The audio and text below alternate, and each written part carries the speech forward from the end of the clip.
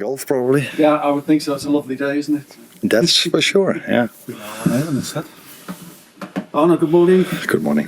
Have you had time to analyse that defeat on Tuesday at Wolves, and how will it have an impact on Friday, if at all? Did I have time?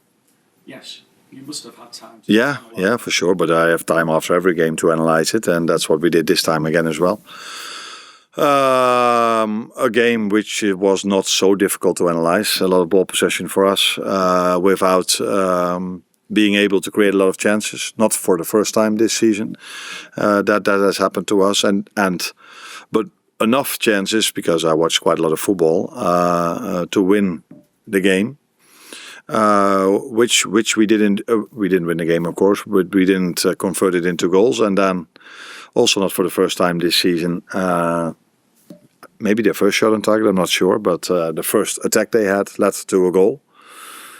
And that was also the moment when we started to realize, okay, maybe we have to bring even more than we did before. And from that moment onwards, we generated quite a lot of chances from the ball possession we had. Scored, missed a few others, and then as so many times this season in extra time, a shot from outside the box, which in this situation was deflected, went in, and then you go away with a loss. And that was hard to take, but we're one day before another very important game for us. So we've analysed it. We know we have to be better tomorrow, and that's also what we're going to try to be. I know you've made reference to it the night of the game. Conceding late goals is a worry. It must be becoming something of a real concern, losing games so late on. How do you manage that? Do you have to change an approach mentally, or? No, it's a real concern if you lose, and if you lose many times in the same manner, it's even more a concern. But the way we concede goals in these last minutes are not always similar. Sometimes it's a set piece. Now and against Fulham it was a shot from outside the box. Those are not big chances you give away. So you always try to prevent the other team from getting big chances. This is what we do in general quite well. But unfortunately for us, it has led to 2 goals conceded. Is it our approach? Not too sure about that, because yes, we want to win that game, and I think that's quite normal. If you're Liverpool, you play away at Wolves, you've just scored the 1-1, you're trying to win the game, but it isn't as if we bring Virgil or Ibu forward. We just still play in this situation in our own formation, which in the past sometimes we did add an attacker instead of a defender. But recently, when we conceded, we didn't do that. I know there's no Champions League qualification for winning the FA Cup, so how important is this game in the context of the season now, given your position in the Premier League table, that push for Champions League, and the fact that you've got a Champions League game on Tuesday, knockout football as well? Yeah, we always found every game we play very important, and we always find every trophy we can win very important. So last season we tried to win 4, and this season we tried to win 4 as well, but 2 are not possible anymore, the Premier League and the League Cup. So the other 2 where we are in, we try to win it, as we've always tried at this club. And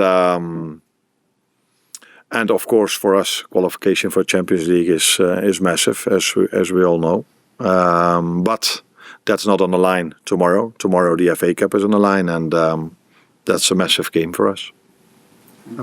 You said there about reacting after Wolves scored, and you generated a lot more chances after that. I just wonder why you couldn't take that approach earlier on in the game from the start, and is that something you'll be thinking about going into tomorrow? Yeah, it's not the perfect word to use because it's not what I feel, but I cannot come up with another. I'm almost annoyed if you say that approach, but because the approach is not different. The approach is we want to have the ball as much as possible, and we want to have it back as soon as possible. So we always press high, and when we have the ball, we try to attack. Then that in the final part, when we have the ball in the same position, it leads to chances as it didn't happen in the first 70 or 80 minutes. that is something I see as well, but that's not down to approach. So maybe we don't understand each other exactly when you mean approach, but we don't approach the game by saying, okay, in the first 70 minutes we don't want to have the ball or we don't want to attack. No, we do. That it doesn't lead to anything, there we completely agree on. But that might also be due to the fact that an opponent is fitter in the start of the game than in the end. Maybe, I don't know, that they became a bit more like, oh, we're 1-0 up, so let's be even more defensive. Let's give them a bit of more space. Or there's more urgency with us, but it's never the approach. We always start the game in the same way, and we play it in the same way. But that there is a difference between the last 10 minutes in chance creation compared to the first 80, that's clear. There's no difference in the approach. If you mean that I approach it like, okay, let's stay calm and let's wait. No. Attack as much as you can. That's also what you see in the game. We bring enough players forward. But that we're not able from all the ball possession to create a lot of chances, that's not something new to me. That has happened throughout the whole season. I wanted to ask you about Cody Gakpo, actually. It's 1 goal in his last 9 games, and he hasn't assisted since the 2-0 win against West Ham in November. Just wonder if you're expecting a bit more from him. Yeah, I'm sitting here recently quite a lot with these stats. Last week it was Mo, now it's Cody. This is part of what I just said. We have the ball a lot, but we need to create more. And but we are not, in terms of chance creation, last in the league. We're not doing that bad in terms of chance creation, but we're also the team that has most ball possession. So then you expect maybe to create also more. And that's not what we're doing. A player like Cody, a player like Mo, we expect from them, and they expect from themselves, to score more or assist more than 1 out of 9, or Mo 1 out of 10, I think. But as I said so many times, attacking is not only down to Cody and Mo, as defending is not only down to Ibu and Virgil. So yeah, let's make sure we create even more, which should be possible with the quality we are having. And then goals will come for these players as well. On Tuesday night, you said one thing you said was the same old story, and I know that was specific to a certain events in the game, but I'm just wondering, aside from set pieces in recent weeks, where do you see the progress being made this season? No, I think you see individual players getting better and better, but progress has had setbacks because of injuries as well. I think one of the players we are having that is able to create a lot from open play is Florian Wirtz, and unfortunately he got injured 3 games ago. And before that, he was able to create a lot. The team had a certain balance, and then we had to adjust to it again. So that has happened a lot to us this season. But I think there were periods of time this season where we conceded a lot of goals and also quite a lot of counterattacks. Now against Wolves, who were playing also in that style, we only conceded 1 counterattack, which immediately led to a goal. But I see improvement over there compared to the start of the season. But bringing from all the ball possession, bringing in more chances. In some games I've seen improvement, Burnley at home or some others. But not all the games have brought us that. But again, I watched football again a lot yesterday evening, and we are not the only team that finds it hard to create a lot of chances from open play. It is also the Premier League and the opposition we face and other teams face as well. It's the quality of the league that makes it more and more complicated to generate a lot of chances. And with 2 games in close succession, what options have you got to change it up if you want to? Oh, we have a few, but we don't have 11, as you know. But we do have a few options. I always have options to bring in, and players you can bring in, you can also let them start.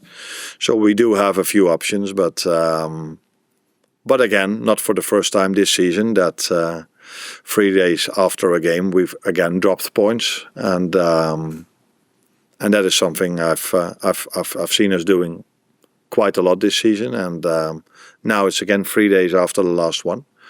So we have to be better than we were the last time we played Wolves. Hi Arne, good morning. For tomorrow, which part of the game could be decisive to go through? You need more mental, tactical stability, being brave, or just being stable?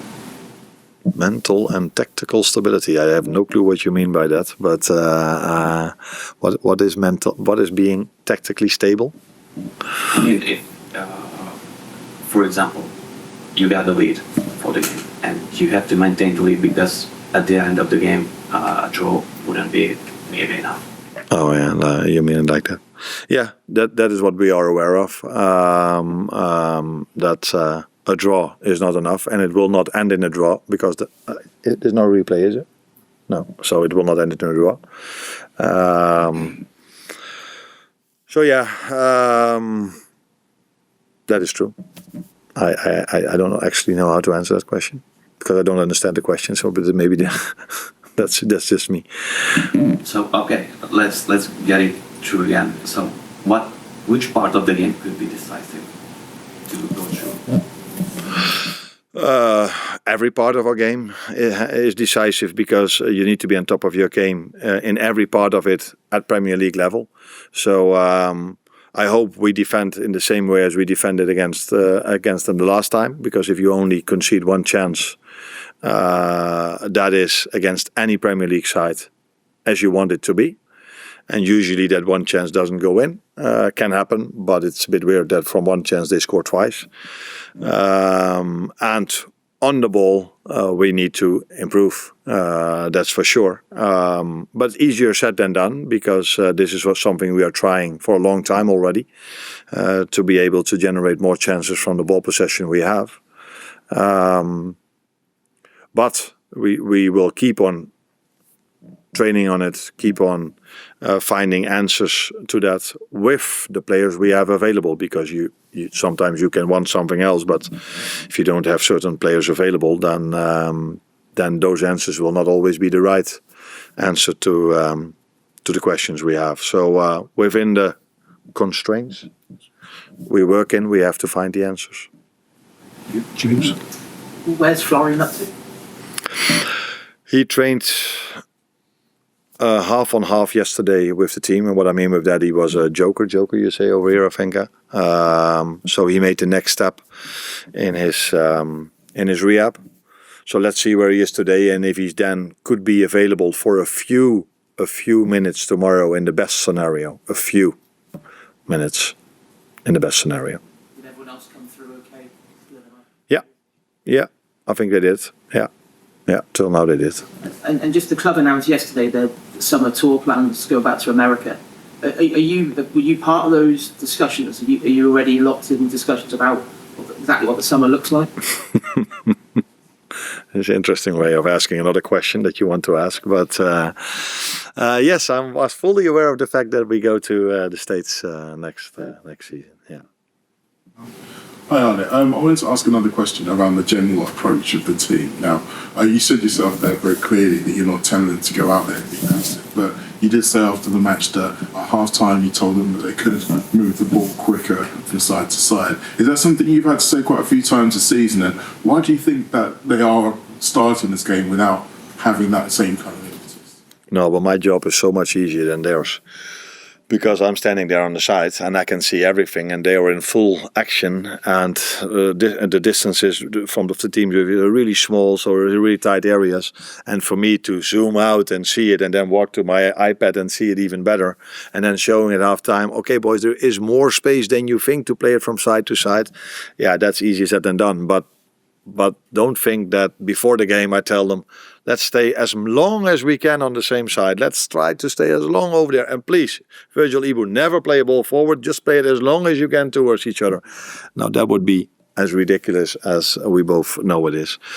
But sometimes it is showing them, but maybe that showing them has no influence at all. It's just more that after 45 minutes, the other team gets a bit more tired. So maybe the number 9 doesn't close down the ball towards the midfield anymore, so you can switch it through the midfield, where in the first 45 minutes he does, and then you need to go around, and if you have to go around by your centre-backs, it always takes longer to be on the opposite side than when you can go through.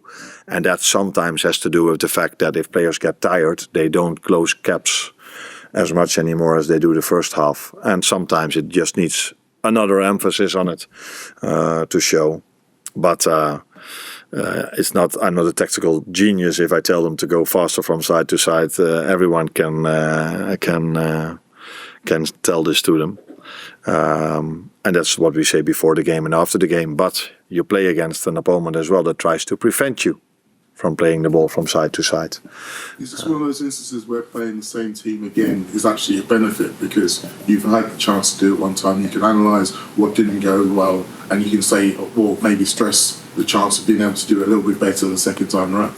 Yeah, that's an opportunity. Or you take a different quality that you think you need. Now you've played them and now you've seen, okay, that maybe didn't work as well, then it's also a possibility to bring a different quality in. Although there's not so much to choose, but that is a possibility. We could do both, as I said, and we will have a strong lineup tomorrow. But we're also fully aware. I'm also fully aware of the fact how many games we are playing. And it's 3 games in 7 days, many times for us this season, and now again. And we go again with Spurs on Sunday, Wednesday, Galatasaray, Saturday, early kickoff. So that's probably the 5th or the 6th time this season that we play 3 games in 7 days. So we are aware of that as well, and sometimes you take that into account in the lineup or in playing time, because it wasn't by choice it's always by choice that you take Jeremy off, but I don't think it was smart for him to play 90, and that's why we took him off. Arne, talking about the difficulties of the schedule, do you think, knowing what you know now, you would have made maybe different decisions about the composition of the squad coming into this season, or do you think maybe just been unlucky with injuries and the timing of injuries and adaptation of certain players? Yeah, you've already given the answer to me. I'm so happy what we've done last summer. We've signed such great players, but some of them needed some time to adapt them. Some of them have mainly been injured. That's not something you can predict. Yeah, the adaptation you can predict, because that's what we knew. But that some signings and some others got some long-term injuries, that's not something you can predict. But it's the model we are having, that we are not having 25 players over here. We cannot. We have a different model over here, and then it hurts even more if you have 3 or 4 long-term injuries, and at the moment even more than that. More difficult in the Premier League, as intense as it is now, and the calendar's crazy, and obviously additional Champions League games. Can you stick to having a small squad going forward, or does that have to maybe change? No, if I have to give an answer, that answer is so complicated. We have to talk about so many things that it would take me a long time to explain, and I might not explain it perfectly as well. So I always knew when I came in this was the model, and I'm really happy with that. So that's the most simple answer I can give.